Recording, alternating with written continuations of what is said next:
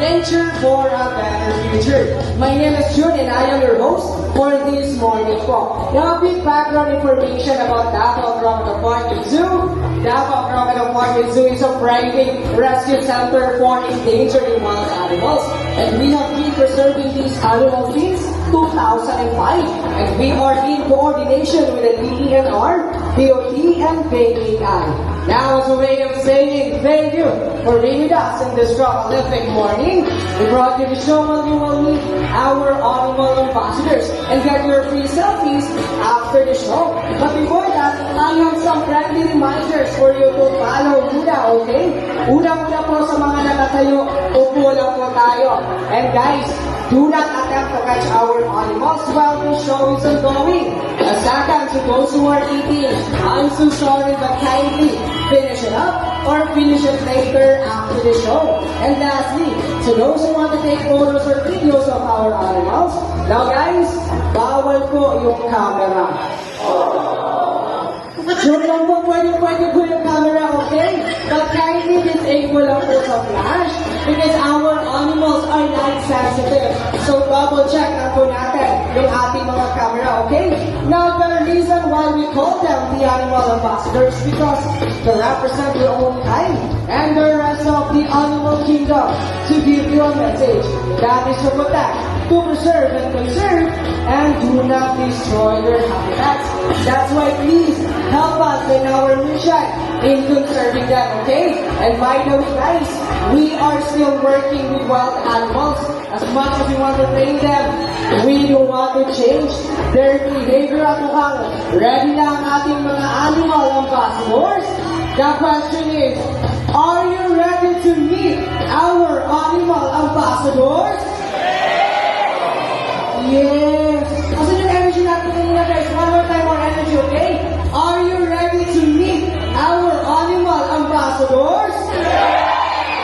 Ayan yung gusto kong energy guys, so maintain that energy, okay? Now let's meet our first animal ambassador.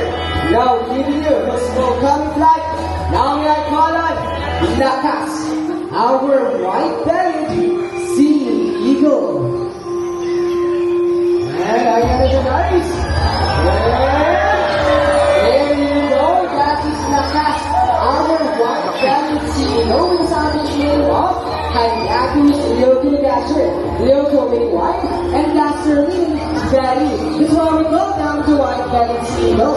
Now the white-bellied sea eagles are commonly found near a coastal area of Australia, India, and here in the Philippines. Because most of their diets are consist of fish, crabs, insect, and sea snakes. Now the white-bellied sea eagles are the second largest eagle here in the Philippines. Their wingspan can reach up to 22 meters or 7.2 feet. So ganyan po kalapad yung kanilang mga kapat when they reach their adult size. Now in the Philippines, we have 51 species of raptors. And here in Davao Crocodile Park, we have 4 species of raptors, namely the Brahminy knight, the white-bellied sea eagle, the Philippine serpent eagle, and the grass owl. That's all for Lakas guys. Palakpakan po natin sila. And syempre, ang kanyang calling kuya na si Kuya Chimar po. Okay, now thank you so much to the both of you. Now, let's proceed na to our next animal ambassador. Galing pa po itong South Cotabato. Now, they call them the alarm clock of the rainforest, the Kalaw. The southern hornbill, na si Mr. Bill. Now, come here the boy. And there you go. Siyempre, ang kanyang younger brother, na si JJ. And there you go. That is Mr. Bill and JJ, our southern Rufus Hornbill, also known as, or because happened to him, Cruceros Mindanensis, Mindanao, and Ensis meaning belonging to. Therefore, belonging to Mindanao. As you can see, guys, their wheels are ang kanilang mga it comprises 30% of its body. And also, they have long and beautiful eyelashes po. Kung makikita pa natin sa malapitan, okay? At ngayong umaga, magpapakita nila sila gamit ang kanilang mga tuka. But before that, I have a job for you to follow muna, okay? Now at the count of 3, you need to shout Lie. Okay, what's the word? Lie. Okay, now let's practice first. At the count of 3. 1, 2, 3, and... More energy, more power. Sabay-sabay tayo guys, okay? At the count of 3. 1, 2, 3, and... Ayan, mukhang ready ng ating mga bisita, mga kuya, no? Kuya Dexter, Kuya Michael. Ready na bang ating mga kalaw? Now guys, prepare your cameras. Mabilis lang to. At the count of 3. 1, 2, 3, and... Wow, what a perfect catch! Mr. Peter and JJ. Now guys, when you see a hornbill going down the mouth, you are so very lucky because they are actually in mating season. So naliligo po yung mga lalaking kalaw na gumagawa yan. So mas maraming eksakto na na-catch si lalaking kalaw ay mas mataas ang chance na sasagutin siya ni Ate Girl na kalaw. And did you know that they call them monogamous? Monogamous meaning, once you find a partner in the wild, they will stay with them forever. Ayan, sana nga talaga folks na may forever. Ayan, sa mga single ladies natin out there, kung nag-ahanap kayo ng forever, alam na natin, nandito lang ang... Hindi po sa ating kuya, guys. Okay, hero lang po. Okay, now guys, prepare your cameras. Mabilis lang to. At the count of 3. 1, 2, 3, and... That is our Philippine Great Hornbill, also known as the Kalaw. They are not that operate forest because they make noise every morning, noon, and afternoon. Palakpakan po natin sila. Siyempre, ang mga morning kuya, as Kuya Michael and Kuya Dexter po kanina, together with JJ po. Okay, now guys, time para po hornbill. Unlike most birds walk from place to place, hornbills actually hop from place to place or tumatalon sila as their secondary means of locomotion. In addition to that, they are known as big disperser, contributing to forest regeneration. Na sana, ang pangalagaan po natin sila, okay? Huwag po kayo mag-alala, babalik lang din po yan si JJ. Now, let's proceed na to our next animal ambassador. Makulay po ito. At galing pa po itong Brazil, particularly the Amazon forest. Now may I call on Parra. And there you go, that is Parra. Our blue goes upon with Kuya Richie po. Okay, once again, that is Parra, our blue goes upon. What is scientific name of? Aranauna, meaning genius. So why do we call them geniuses? Because they have the mental capacity of a 4-year-old child. So magkasing talino yan, bata, ang 4 na taong gulang na bata. And just like those other fathers, guys, si Bala ay may tinatawag na zygotatophy. So what is zygotatophy nga ba? Ipapakita niya ni Mark using our Filipino footwear called Renerichi. Kadang-kadang. Now, Bala, suhat and marcha right, left.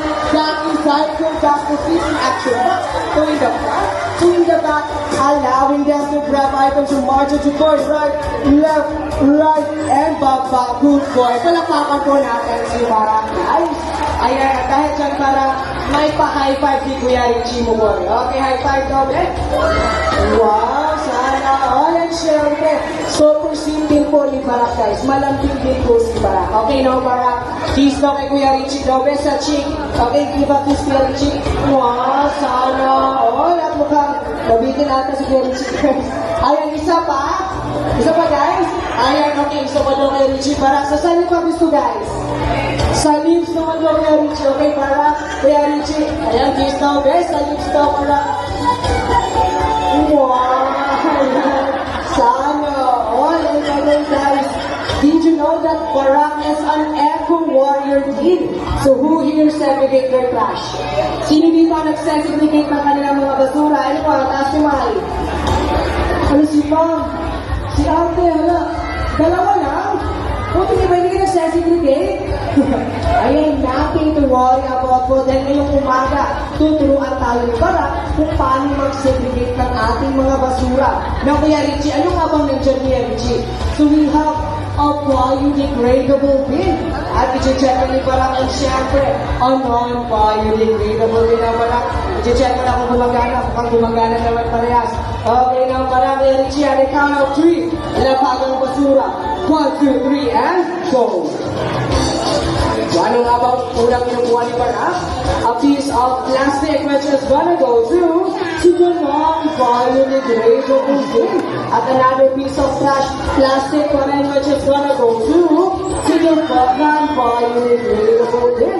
And syempre, another piece of trash leaf or dahon which is gonna go to the biodegradable bin. At one last piece of trash boy, leaf or dahon which is gonna go to the biodegradable bin. Palapakan po natin si Barak, guys.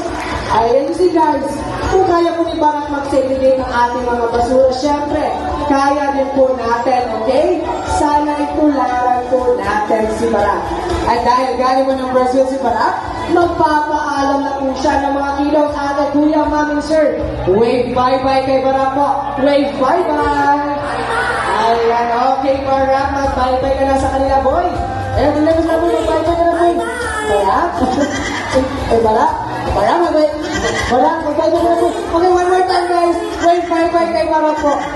Barak, mag-bye-bye ka na po. Mag-bye-bye ka sa kanila. Barak. Guys, ibig sabihin yun po, gusto pa po rin parang mag-stay sa show, but we need to highlight our other animals naman. Okay? And that goes for parang guys, palapakan po natin sila. Siyempre, ang kanyang po ng kuya, na si Kuya Richie po. Okay? So by the way guys, blue and gold macaws are the 4th largest parrot in the entire world. First is the blue Hyacinth macaw. Okay, now, let's proceed na to our next animal ambassador. Kung makulay po si Barak, puti-puti po ang susunod natin tatawagin. Just like that now, now let's call on Apollo. And there you go, that is Apollo, our umbrella prosecca. Who is the scientific name of? Kakatuwa Alba, meaning older brother in Indonesia. And did you know that Apollo here is a multi-talented star? So who wants to see Apollo dance? Raise your hands. Ayan, Apollo, marami kang fans, boy.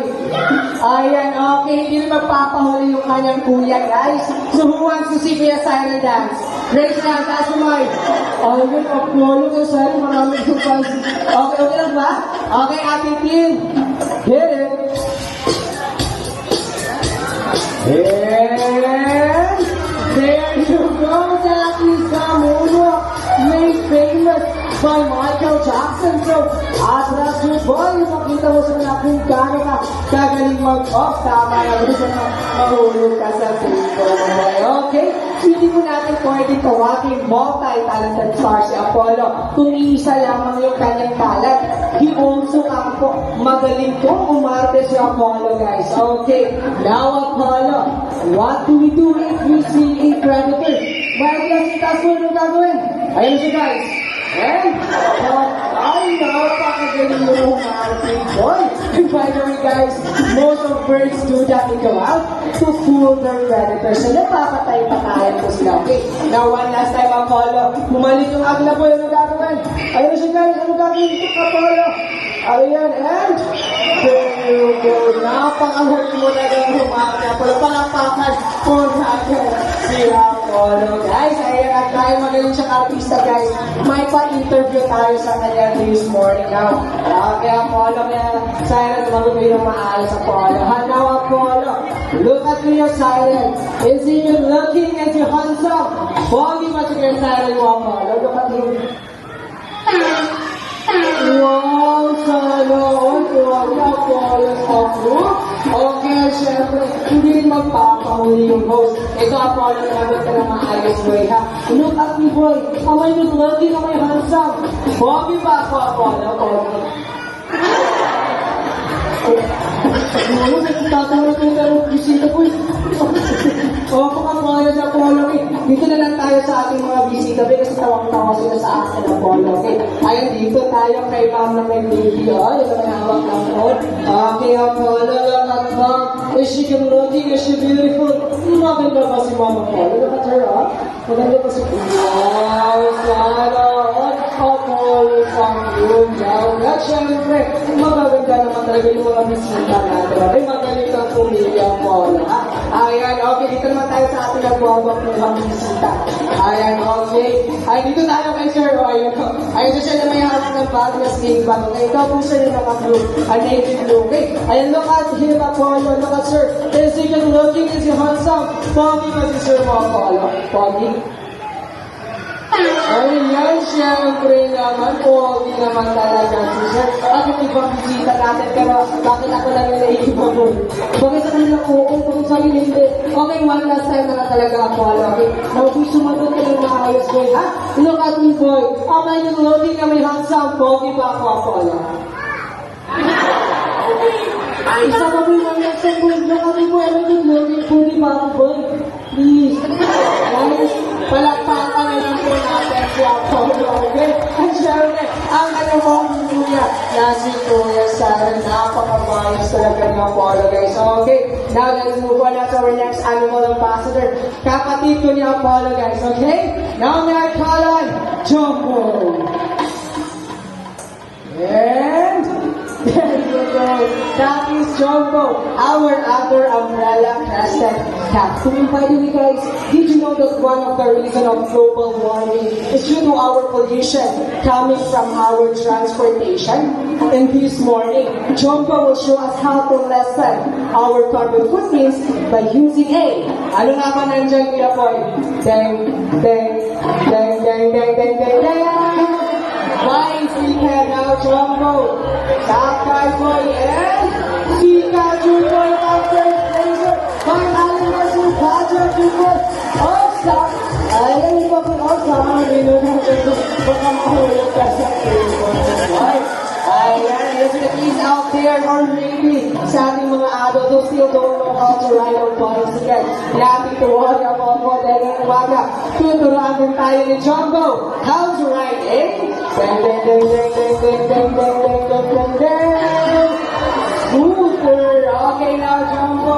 Sakay ulit, and Pajachu Boy, sika yung pagkakaos. Ay, hindi mo kami makakahulog ka dyan. Apollo. Thank you so much, Jumbo. You see, guys, even our animals are not help our mother nature. You can also be a part by doing the reuse, recycle, and repurpose, and some alternative ways for your transportation. And that's also Jumbo, guys. Palakpakan po natin sila. And syempre, ang kanyang mga kuya, si Kuya Boy po. Okay, now, here in Davao Crocodile Park, we have 4 species of cactus. Namely, the sulfur-crested cactus. Second is the umbrella-crested cactus, which is the Apollo Jumbo. Third is the black palm cactus. And fourth is the Mulucan cactus po. Okay, and now let's proceed now to our next animal ambassador. 3-in-1 po ito. But before that, I have a question. Okay, first question. What animal is believed to have 9 lives? Cat. Perfect. Pusa ering, okay? Ayan ang second question. If Mickey is mouse, Donald is duck, what kind of animal is Winnie?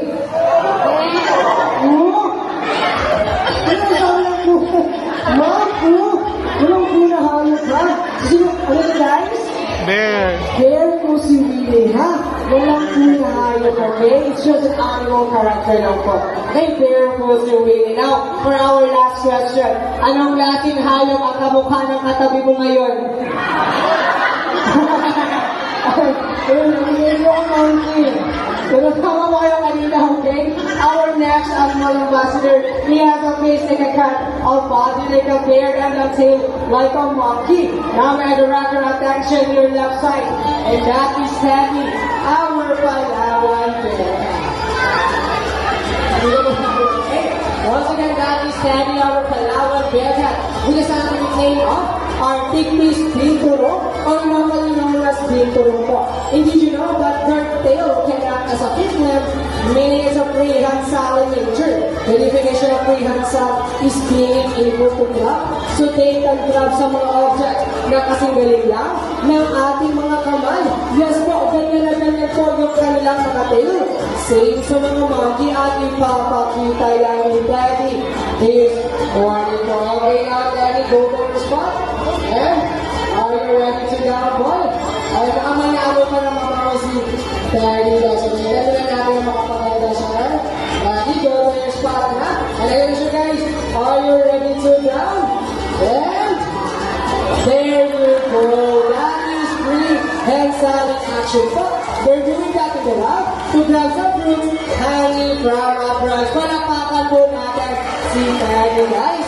Okay, now we're gonna grab your attention. May right side na naman yung Dante's Pino, the older brother of Daddy Mo. So, okay. Sintayin na natin sa iyo. Okay guys, Palawan Bearcats are endemic here in the Philippines. Ibig sabihin, dito lang po sila sa Pilipinas makikita. Specifically, in Palawan po, okay? Now, the reason that there is bear in their name is because they are in Palawan, standing and two hind legs. At ipapakita yan yun, eh? There you go. That is two hind legs in action po, like that there. Palapakan po natin si Uno, guys. Ayan, now, fun fact about Palawan Bearcats. Their poop and their feet actually smells like a fresh popcorn. Yes po, pero wag lang po natin silang lapitan na baka makalmot pa kayo guys. Magka-issue ba tayo? But we promise you po, their poop and their feet actually smells like a fresh popcorn. So omnivores po pa yan sila. So kumakain sila ng gulay, prutas at karne. Ay kaya may karami yung pinapakain sa kanila po yan. Ano yan guys? Saging, banana, which is fruit. So omnivores yan sila ha. Okay, magtanong ulit ako sa inyo guys, okay? Okay, now for our first question. Anong tawag sa hayop na kumakain lang ng herbs and grasses? Herbivore. Perfect. How about meat or carne? Carnivore. Perfect. How about herbs, fruit, and meat? Omnivores. So yun, very good guys. Okay, for our last question na anong tawag sa hayop na kumakain lang ng fruits or prutas? Sino sabi ng fruit salad? Hindi fruit salad yung sabi niya, ha? Ano yun, guys? Herbivore kilos, ha? So, sino nakakalabas kamay? Yes, ate. Okay, wala nakakalam? Okay, tuturuan ko na lang po kayo, okay? The correct answer is frugivore. Sige nga, kaya nakikinig kayo, ano yun? Frugivore. Frugi meaning fruits, vorvorous meaning eater po. So, hindi herbivore, ha? And hindi din fruit salad, guys. Okay, ayan. Let's go back home, guys. Uno as well, yeah. Kasi tayo na natin si Uno, guys. Okay, now before we proceed to our next animal ambassador, guys, we would like to say thank you so much everyone for choosing Davao Crocodile Park. It was one of your tourist destination here in Davao City. Palakpakan po natin yung ating mga sarili, guys. Okay, now, let's proceed na to our last animal ambassador. Ayan, sa mga inaantok dyan, mawawala talaga yung antok nyo dito, guys. Ito yung artista sa amin po. Ito yung tinitilian at ginagigiliwan ng maraming kababaihan. They fan favorite. Now may I call on Piolo and Daniel. Palakpakan po natin sila, okay? Once again, Piolo and Daniel. Imagine guys, Piolo at saka si Daniel. Piolo. Daniel? Uy, dyan mo eh. Kung muna sa akin guys, money.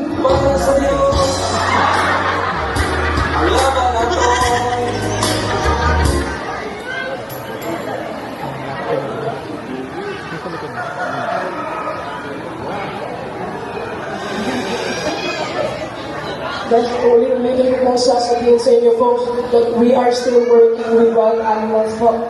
As much as we want to train them, we do want to change their behavior. At sabi po ng mga kuya natin na wala daw po sila Piolo and Daniel guys sa likuran. baka nandito lang to po sila sa ating Grand Arena. Okay? Baka nasa harapan nila po, maybe, shut under your seats na lang, Noble. Tulungan niyo po kami hanapin sa Berlin Delivers. Baka mapagalitan po kami sa aming boss, okay? Kung ano ang makita niyo, guys, huwag po kayong magsitap buhay, okay? At nandiyan na mga buhay niyo ba? At there you go, guys. And then our girl is coming out. Di ba sabi ko na kanina, sila yung pinilihan. Ayan ang pinilihan ko, okay? Ito lang po yung malaki sa Lechi at Julia Sayro, okay? Ayan mo po kayo matakot. Di ba sabi nga nila, conquer your fear po. Ayan, okay?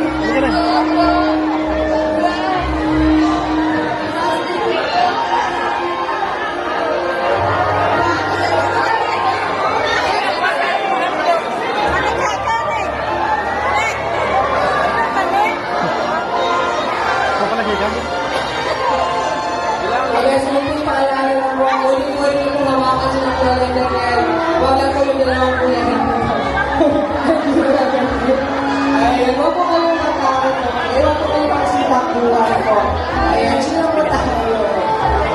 So, ito na natin matapos na kuya Richie and Julia Sal. Okay, later after the show, and we have an animal batting naman po. Okay, so wag po kayo matakot sa